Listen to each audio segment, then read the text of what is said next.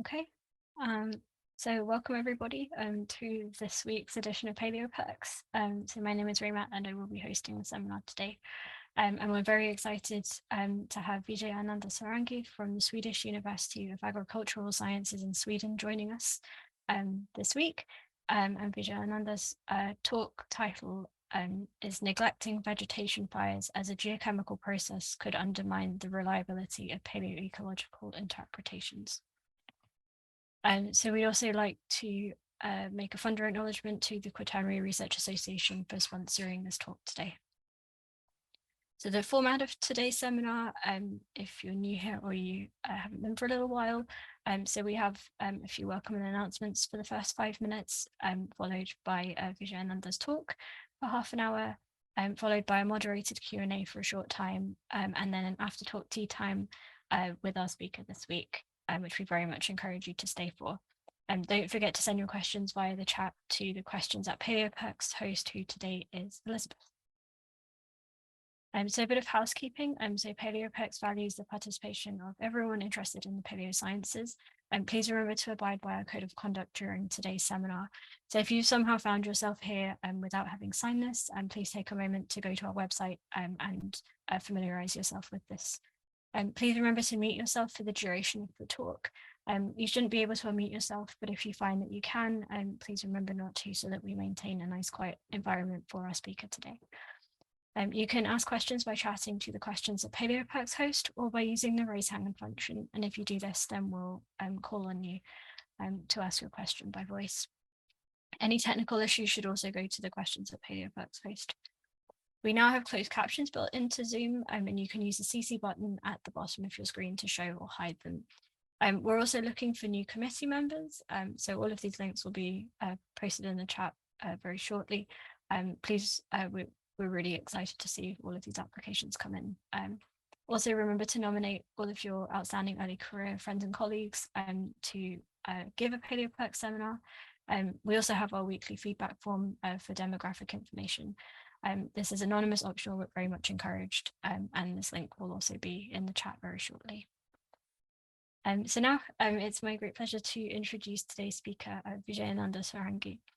So Vijayananda did his bachelor's in geology from Kali University in India, followed by a master's in applied geology at Pondicherry University in India, followed by a PhD at the Indian Institute of Science, Education and Research, Kolkata.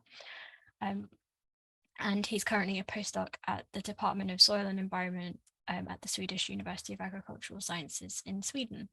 And with that, I will hand over to Vijayananda to do his talk. Yeah, thank you. Let me think. Yeah, I hope everyone is able to see the slides. Yep, it looks perfect. Okay, thank you, Paleoperks, for inviting me for this talk, and hello everyone, and wish you all a very happy new year. So yeah, as I'm a postdoctoral researcher at SLU, so I work mostly on modern soil profile now. So that's the reason to present something that is of importance to Paleoperks audience. So I am basically today presenting one of my thesis chapter. So we published part of this work last year in 2022. So, and after the publication, we have some new findings, which I will be discussing in today's talk. Well, so we all know the current condition where rising temperatures is resulting in widespread wildfires, which are becoming more frequent and more extreme. Now, under such conditions, the researchers all over the world, they are now interested to understand what these wildfire events is going to have its effect, long-term effect on ecosystem dynamics. And towards this, people have been using coupled paleofire and paleoecological studies. Now, for paleofire records, people have been using sedimentary charcoal deposits or biomolecules like PHs or polycyclic aromatic hydrocarbons. Whereas for paleoecological studies, for quantitative information regarding changes in past vegetation or past rainfall, people have been using isotopic composition of paleosoil components such as soil carbonates, soil organic matter occluded within soil carbonates, and paleosoil hosted biomarkers, lipid biomarkers like enolkins or enolconoic acids or fatty acids.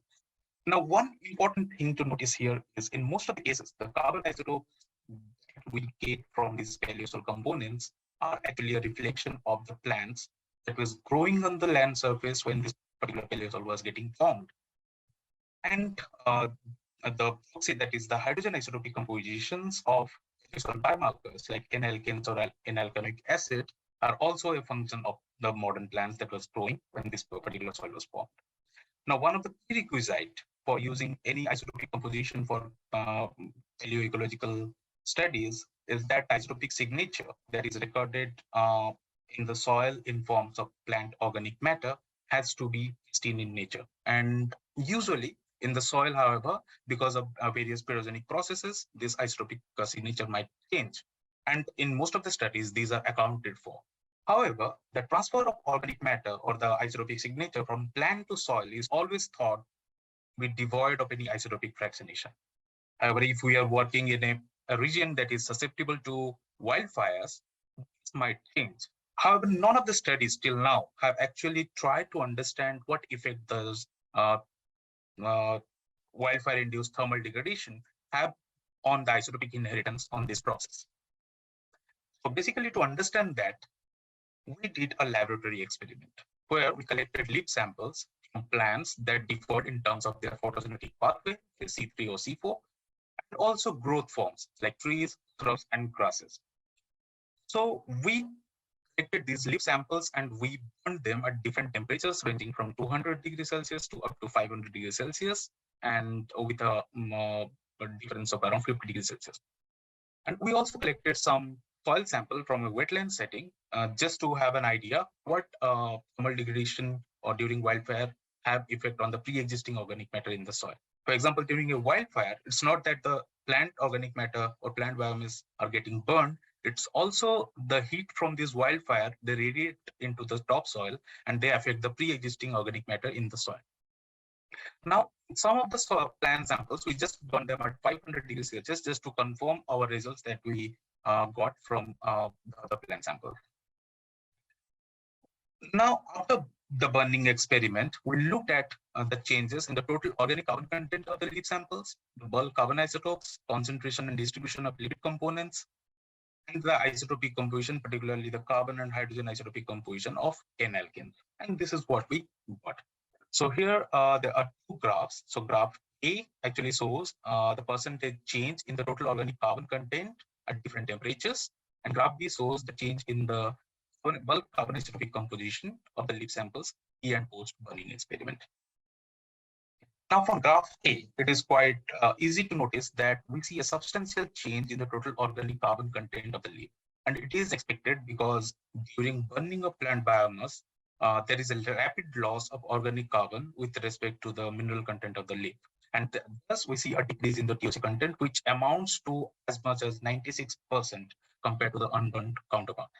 Whereas in case of bulk organic matter, there are two major observations. First, between burning temperatures of 200 degrees Celsius to 400 degrees Celsius, the changes in the carbon isotopes are more or less unsystematic.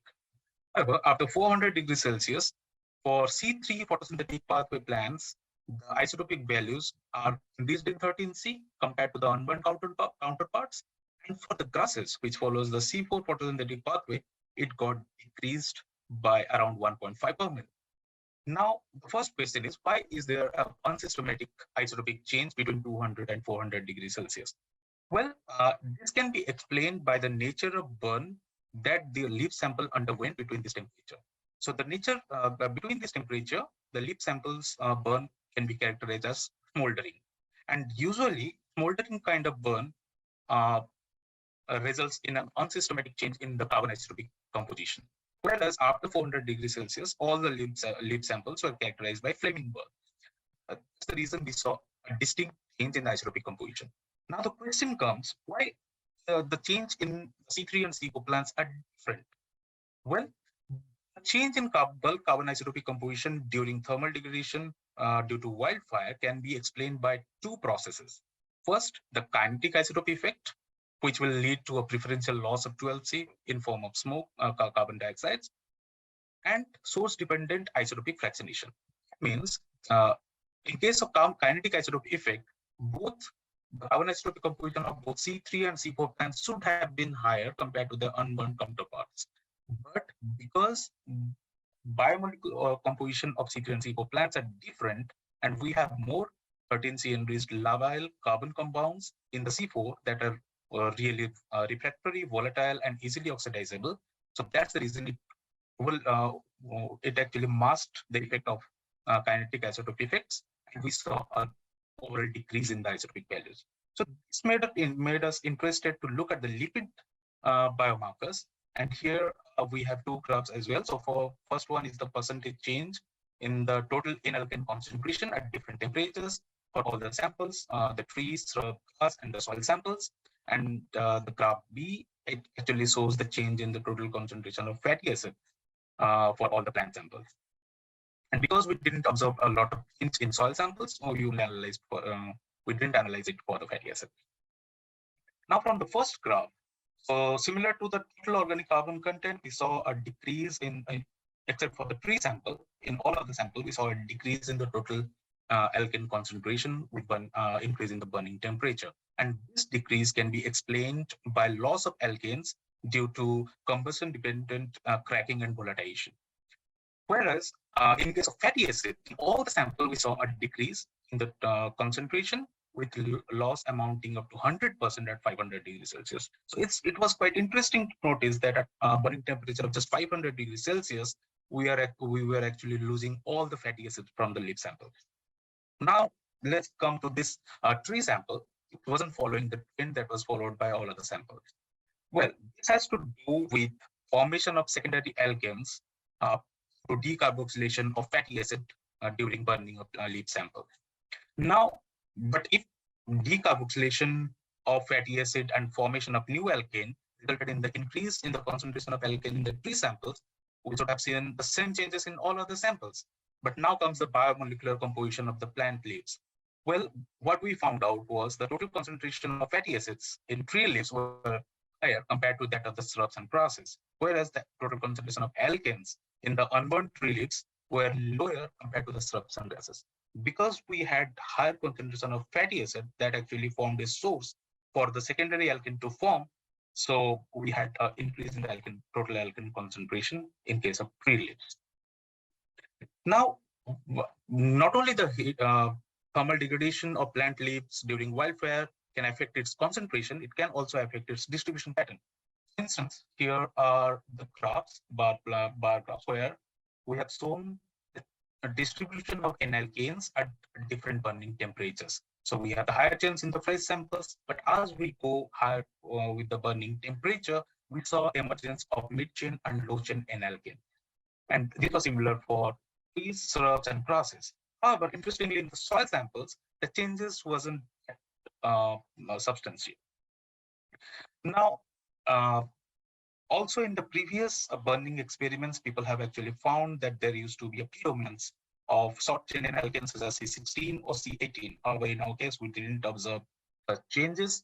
It could probably because we burned our samples in a more oxic environment, and the changes were more severe. So as a result, there was an even distribution in the lower chain in alkanes. Also, we saw that, as I said, in the soil, the changes were substantially lower than the plant samples. So it could be explained that the lipid components in the soil samples were actually protected by organomineral complexes. And also we observed the appearance of isopreneur alkanes like histane and phytane at around temperature of 300 degrees Celsius, which actually indicates that there was oxidation of phytyl side chain. Similarly, for fatty acids, although changes wasn't that drastic compared to the alkane, but we saw overall decrease in the concentrations of low short chain and high chain, long chain fatty acids. Also, in case of trees, the changes or the loss of fatty acid was quite higher because of higher concentration of fatty acids, and otherwise the changes were quite similar to that of the alkanes. Now, with this information, so we try to look at the probable lipid breakdown pathways. So in the previous studies that have followed similar kind of burning experiments, either it was there was an unavailability of both alkane and fatty acid data. Because we had information regarding fatty acid changes in the fatty acid as well as the alkane data, we could probably identify the lipid breakdown pathways. So here in this graph, it's just a heat map that shows the Pearson correlation coefficient for these shrub and grasses, and that coefficient is for different. So these are the numbers like 1, 2, 3, and 4, which can be identified as concentration of short chain alkanes, 2 is concentration of mid chain alkanes, and 3 is concentration of long chain alkanes. Whereas 4 and 5 are the short and long chain fatty acids. So here we saw a good correlation, and the correlation is statistically significant and is negative. That means one is breaking down to form the other. And based on this information, we actually try to show a lipid breakdown pathway. So here are the boxes 1, 2, 3, as described previously. These are all the short chain, mid chain, and long chain alkanes, and 4 and 5 are short chain and long chain fatty acids. Now, the arrows inside each box, if it is blue in color and pointing upward, that means we saw an increase in the concentration with the increase in the burning temperature. And if the arrow is red and pointing downwards, that means that there was a decrease in the concentration with the burning temperature. Now, in case of these, because the fatty acids were at higher concentration compared to the alkanes, so most of the alkanes that was produced, both the short chain, mid chain, and long chain, were sourced from were mostly secondary alkanes that was produced from short chain and long chain fatty acids. Whereas in case of shrubs and grasses, it was mostly the long chain in alkanes that broke down to form short chain in alkane. And although we also had contributions from fatty acid, but that was less compared to that of the tree leaf sample. So from this, we can say that there is a non-systematic lipid breakdown pathway, and mostly the variation in concentration or distribution of lipid will highly depend on the biochemical composition of the plants. That means the results from this study cannot be used as a fundamental or as a base level for paleoecological during paleoecological studies. And because the overall pathway or the changes due to thermal degradation will vary with the biochemical composition of the plants itself. So because there was a change in the abundance as well as distribution pattern of the biomarker of lipid biomarkers, one should expect a change in biomarker indices as well. So usually in paleoecological studies, one uses a carbon reference index, average chain length, or P equals values to characterize the source of organic matter. And similarly for fatty acids, the CPA values and ACL values. So here I have shown the change in CPA values for alkanes, ACL values, and P aqueous at different burning temperatures for all the samples, trees, shrubs, grass, and soil samples. And one thing that we can notice that with increase in the burning temperature, we saw a gradual decrease in the CPA values. So for ACL values, we saw a change, although it wasn't that systematic like the CPA values. Interestingly, the PF codes, which actually tells us about the contribution from aquatic vegetation, and usually the values, any values above 0.4 is considered to be contributed from aquatic vegetation. We saw some values that were close to 0.6, even though we terrestrial plants and burned them, because of thermal degradation, it was actually showing a pseudo resemblance to that of aquatic environment. Similarly, for fatty acid, we saw a decrease in the CPA values. And usually, I should note it here that CPA values are often used to measure the pristine nature of alkanes in sedimentary archives. So by burning the plant samples or burning a plant biomass during wildfires can also change the CPI, and it has nothing to do with microbial degradation of plant organic matters. Now with that, we also looked, as I said, we looked at the carbon isotopes and hydrogen isotopes of N-alkane. So here, the first group of graphs, A, B, and C, and D, here we have the carbon isotopes changes with respect to the unburned samples at different burning temperatures. And at the below, we have the changes in the hydrogen isotopes at different burning temperatures for all the samples. Now, as I said earlier, any changes in the isotopic composition during burning of plant biomass will be controlled by two major processes. First one is kinetic isotope effect, and the second is source-dependent isotopic fractionation. Now, if we look, and we found out that most of the alkanes in this case, in the burnt samples, are sourced from fatty acids. So if we look at the carbon isotope of fatty acids, they are lower compared to that of the alkane. That means if the system is dominated by source-dependent isotopic fractionation, we should expect some values, carbon isotopic values that are lower compared to the unburnt samples. However, if it is dominated by kinetic isotope effect, we should get values higher than that of the unburnt sample. Similarly, for hydrogen isotopes, in both the kinetic isotope effect or source-dependent isotopic fractionation, we will see an increase in the isotopic composition that we are not seeing here, because the hydrogen isotopic composition of long-chain fatty acids are nearly 20 to 23 per mil higher compared to that of the alkanes. Now, if you look at the tree sample, particularly here, with the increase in the burning temperature, we saw nearly 40 per mil enrichment in deuterium. But in case of grass samples, we saw the enrichment to reach around 80 per mil. Now, the question might come why there is only less change in tree samples compared to grass, and also there is very less change in the shrub sample. Because the amount of fatty acid or the concentration of total fatty acid was quite higher in case of tree samples, so most of the changes in the isotopic composition was due to source-dependent isotopic fractionation. And because the difference is only 20 to 23 per mil, that's what we're noticing here. However, in case of grass sample, it was the kinetic isotope effect that dominated the system. And because hydrogen isotopes, in terms of the relative weight, they're quite high, so that actually dominated the whole system, and we saw enrichment up to 80 per mil in case of grasses. And thankfully, in case of soil, that means if we are working in a region where we have and if we have to work on soil that doesn't have any pyrogenic organic matter in them, we need not to be worried about any isotopic trends related to thermal degradation, because we didn't see any change at even at temperature of 500 degrees Celsius. Now, also for other plant samples that we burnt at just 500 degrees Celsius, for the bulk carbon isotope, we saw the same thing. For C3 plants, the values were nearly 1.2 per mil to 1.5 per mil higher compared to the unburnt samples. And for C4 photosynthetic pathway plants, like the grasses, the values were lower compared to the unburnt carbon isotope. Similarly, for alkanes, we had either enrichment or depletion, depending on which process dominated the isotopic fractionation, whether it was the kinetic isotope effect or source-dependent isotopic fractionation. Similarly, for hydrogen isotope, in all the samples, we saw enrichment. In some of the samples, we saw enrichment of 80 per mil. Now coming on to implication. So the inferences that we draw from this experiment will have huge implication for paleoecological studies.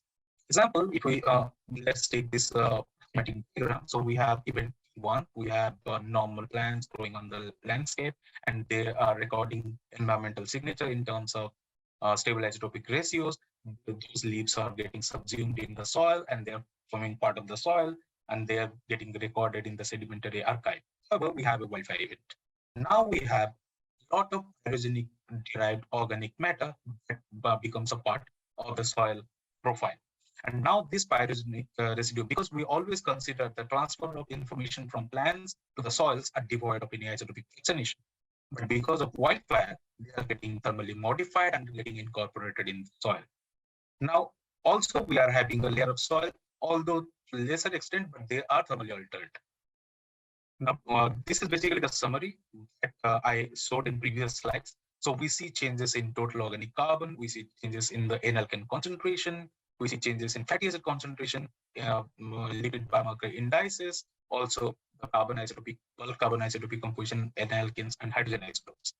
Now, what implication it can have, it will have on overall paleoecological study. First of all, if we are using something called C/N ratio, carbon to nitrogen ratio, and that is usually used to understand the source of organic matter in a lacustrine system. For example, if the organic matter is mostly pyrogenic in nature, then we will have, because total organic carbon is decreasing, it's decreasing up to 90% in some of the samples, we will have a decreased carbon content in those organic matter, and as a result, we will have erroneous paleoproductivity interpretation.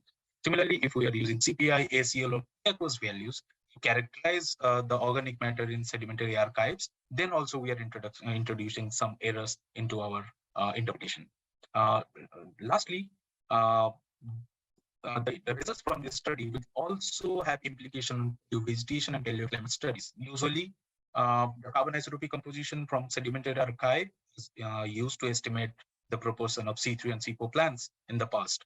But because we are changing isotopic composition just by burning the samples during wildfire events, so we will have some erroneous results. And particularly for paleoprecipitation, which uses the hydrogen isotopic composition. So let's take an example here. So basically, this is a study from the Chachi Lake, which is in the Bandi grassland in the western part of India. So previous studies by Basu et al. So he observed very erroneous or unrealistic hydrogen isotopic composition. For modern plants, the values ranged between minus 232 per mil to minus 219 per mil, whereas in soil, he got some really deuterium enriched isotope values. Now, this is unrealistic because even if we consider isotopic fractionation during the biosynthesis of N-alkanes in plants, we will not be able to get some enriched values like this. So what I did, well, we actually took the char or low charcoal accumulation rate data from Pillai et al. 2017 from the same soil samples from Churchill Lake, and we cross-plotted that with the hydrogen isotopic composition. And what we saw was the increase in the char value, that means with the increase in the frequency of fire in this particular region, we saw some really increased delta D hydrogen isotopic composition in the N-alkanes. And this wasn't limited to just fluorescent samples. During my PhD, I was working on some late Quaternary Paleosol deposits from western part of India, from the state of Gujarat. And there also we saw some unrealistically deuterium-enriched delta D values for N-alkanes. And if we look at the box plots here, so basically in the x-axis, we have the hydrogen isotopic composition, and here we have hydrogen isotopic composition for alkanes for C3 and C4 plants, fatty acids, C3 and C4 plants, also in case of paleosol, N-alkanes and fatty acids. Now, one thing to notice here is, if we look at these values, these are way out of the spread in the hydrogen isotopic composition in modern plants. And that actually shows that this deuterium enrichment that we are observing in the paleosol is because of fire-induced isotopic fractionations. And that's the only way to explain such enriched and unrealistic values. However, interestingly, in case of fatty acids, we see the value range within the range of that observed in modern vegetation. So it is safe to say that if we are finding fatty acids in notable concentration in paleosol samples or samples that has pyrogenic organic matter within them, then it is safe to use the isotopic composition of fatty acid, because at around 500 degrees Celsius, we are losing all the fatty acids. That means if there is fatty acid present in those samples, that has to come from unburned plant samples. So that actually brings me to my conclusion. So yeah, so during the burning experiment, we saw that most severe changes were in the total organic carbon content of the plant biomass, the distribution pattern of lipid biomarkers. Also, we saw a large change in the bulk carbon isotopes and the hydrogen isotopic composition of N-alkanes. Similarly, we could account the isotopic variations because of burning of plant biomass to kinetic isotope effect and source-dependent isotopic fractionation. Lastly, as I said before, we can easily use isotopic composition of long-chain fatty acids if we are working in a region that is prone to or susceptible to a regular forest fire in the past, and we have evidence for that. Then we can use long-chain isotopic composition of long-chain fatty acid to understand changes in past vegetation or past rainfall condition. And also, it's important that we identify and we consider the vegetation fire history of a region before using stable isotope-enabled organic proxies to generate reliable paleoecological records. And as I said, so most of the changes that we observed in the isotopic composition or the distribution pattern or the concentrations of plant biomolecules were controlled by the biochemical composition of the plant itself. So it's crucial to establish boundary condition specific to the studied region. So it's not like that we can take results from other studies like this and implement them in our study. So we have to actually establish a boundary condition for the samples we are working on. For example, if we are interested in reconstructing past vegetation composition in an area, then we have to collect the dominant plant species from that region, burn them at different temperatures. only if we know that that region has a fire history. We have to burn it at different temperatures and then incorporate the error that could be associated with thermal degradation due to wildfire, just to have a reliable paleoecological record. So yeah, I know because there was a time constraint, so I kind of flew through some of the slides. But yeah, I think if you have doubt, we can always discuss. Thank you, and also I'd like to acknowledge the University Grant Commission India, is a Kolkata and Silica Lab, which actually helped or made this research possible. So yeah, I'm open for questions. So yeah, thank you. Great. Thank you so much. That was really awesome to see all of your data and all of the associated information that went with it. So a quick reminder to the audience, remember to send your questions in to the questions that Paleoperks host via the chat or raise your hand and we'll call on you.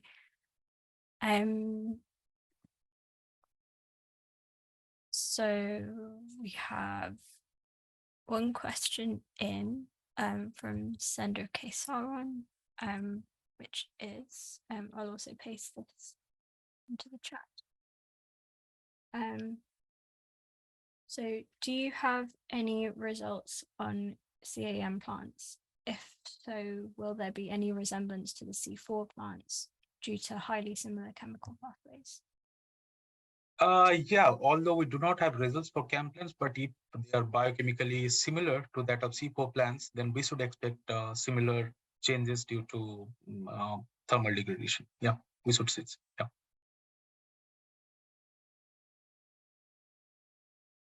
Awesome, thank you. So we have another question in, which is an anonymous question.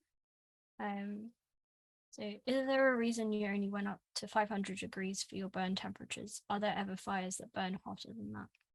Yeah, there are indeed fires that are hotter than this. But yeah, we went up to 500 degrees Celsius because we even tried at higher temperatures, and the concentration or the amount of sample that we needed to have a concentration that we could analyze was way higher. So yeah, that was yeah, because we checked at 600 degrees Celsius and there was a substantial decrease in the concentration of particularly alkanes and fatty acids. So yeah.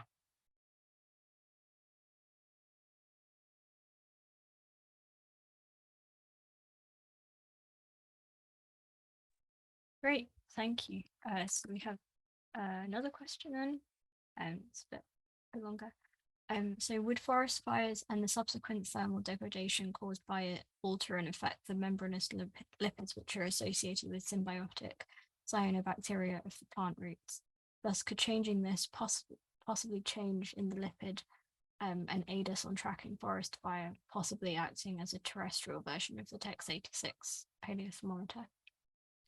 Although I haven't looked into it, I think because in case of alkanes, at least, in our study, we could find some of the ratios. So basically, there is another study which we another work that we are working on now. So where we are using different ratios because we found that due to burning, we produced a lot of short chain and mid chain alkanes. So we are devising some ratios which can be used to identify forest fires and also to identify temperatures. So I think it's possible, although I haven't looked into it, but yeah, I think it's quite possible. Yeah.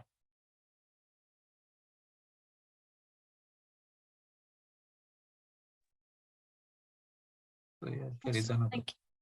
Yeah, this one's just popped into the chat. So can you track reinjection of carbon into soil downwind? Yeah, but if the source of carbon is from unburned source, like from because there has been evidence where aeolian transport of lipid biomarkers have been found and observed. So in that case, yeah, I don't think it will have any signatures of thermal degradation due to wildfire. Yeah.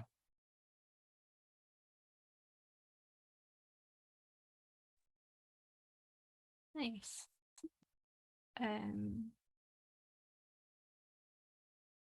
So I have one other question that's come in. So this was a really fascinating study and talk. Thank you. I'm wondering if you could only measure 2 of these proxies on a charcoal sample rather than all of the ones you used, which ones would you use and why?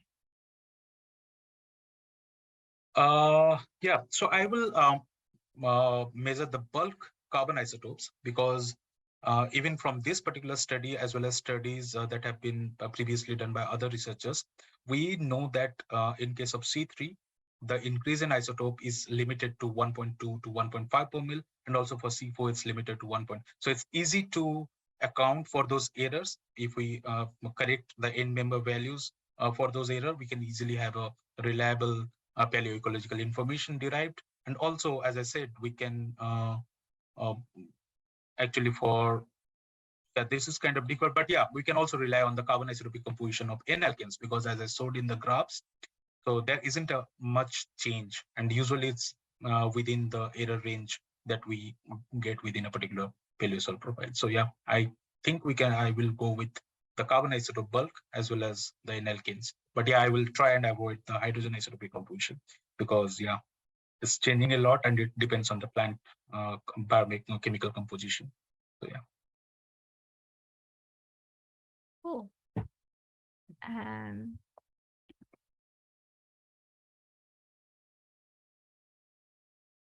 So we haven't had any more questions come through, but we'll let the audience send some more in.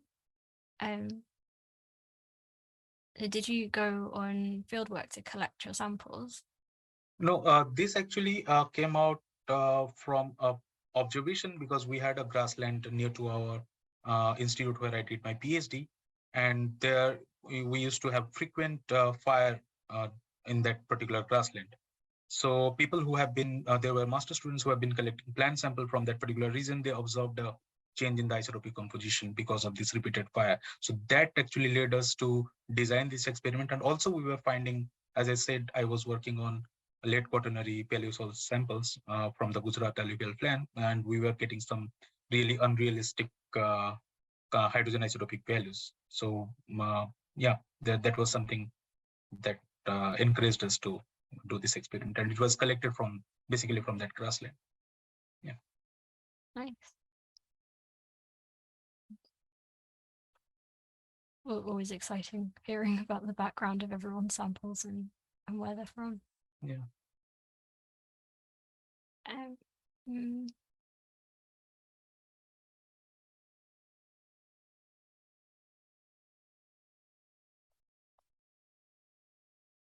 So how does diagenesis affect your samples?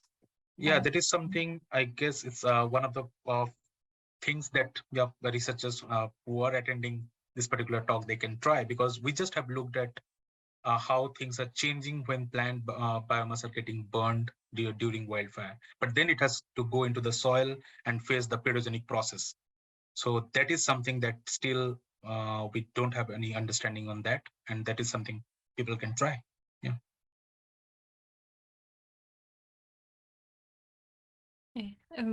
What do you see coming next? What are you most looking forward to? Yeah, so currently I am working more with modern soil profiles. So basically I'm using stable isotope-based tools to understand phosphorus cycling in the soil, organic phosphorus cycling in the soil. And this information, because I will be using those information or this expertise to understand long-term effect wildfire have on soil biogeochemical cycles. Yeah. Awesome. We definitely look forward to seeing what you're working on.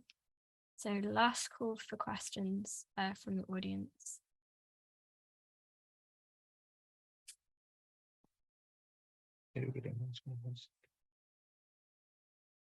Okay. Okay, so yeah, I think this is yeah, he is maybe working as a master student in the lab from where I did my PhD. So yeah, in some of so it's an interesting thing.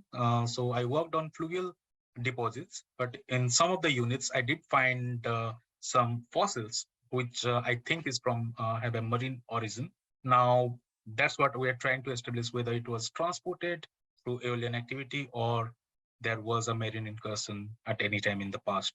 So yeah, that is something quite interesting about the alluvial late Quaternary deposits from Gujarat. So yeah, and it was from the Jaspur region that I showed in the map. So yeah.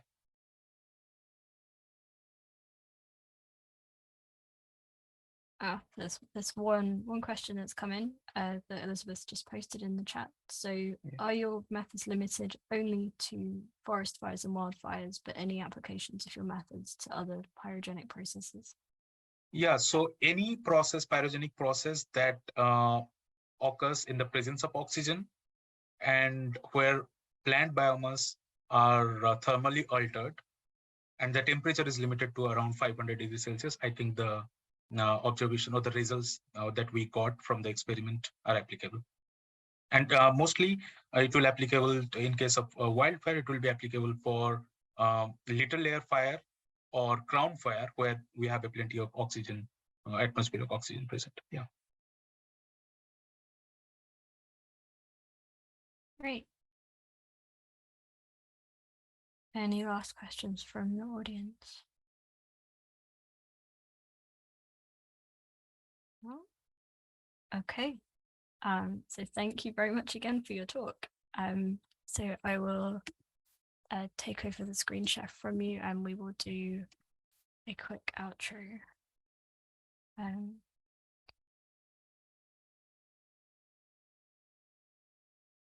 Okay, so thank you very much again to everyone for joining us, and special thank you to Vijayananda for his talk. So please remember to fill out the weekly feedback form so that we can learn a bit more about who attended today's seminar, and join us next week on January 31st at the same time. We'll be joined by Margot Kramwinkel from Utrecht University in the Netherlands. Margot's talk will be about investigating early Eocene hydroclimate using fossils and models. Wet gets wetter, dry gets drier. And we hope to see all of you next week. We also have tea time coming up. So this is just a chance to get to know our speaker in a relaxed, informal environment, to find out more about career paths, more about science, or perhaps career stuff too. So we're going to have a quick break for 2 minutes. So get up, walk around, remember to have a drink of water, come back in 2 minutes, and if you have paleo pets, bring them too. See you very shortly.